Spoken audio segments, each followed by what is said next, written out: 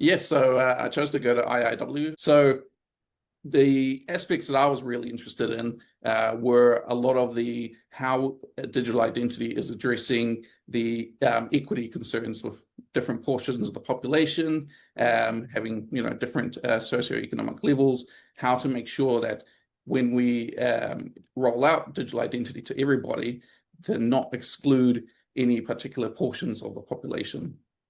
And I found that there's a lot of different discussions that weren't necessarily strictly about that topic, but that were related and how to solve a lot of these problems with tech. Like what happens if you only have one device? How do you recover from losing your IDs and all that kind of stuff? And on the second day, I actually did participate in that rush to try and hold a session, discussing particularly, the underserved populations.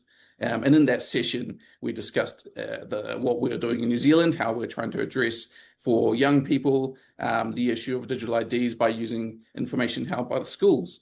Other participants in that discussion pointed out that in other countries it could be achieved in different ways. You could have village elders attest someone's identity. You could have trusted people coming from different sources. So there wasn't necessarily any one solution, but there were a range of solutions that applied depending on what culture you're coming from. One of the things that's a bit more recent is, for me, I've been elected onto the Digital Identity New Zealand board as one of the SME and startup category positions.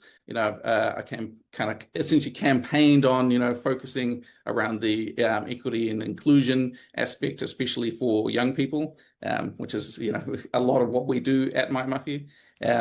And I think that kind of resonated with a lot of people where they looked at, where things were going and kind of saw that maybe there are some gaps in some places where my input would be appreciated. So I'm looking forward to, making some inputs on that and improving the situation here, and hopefully what we do here gets replicated abroad.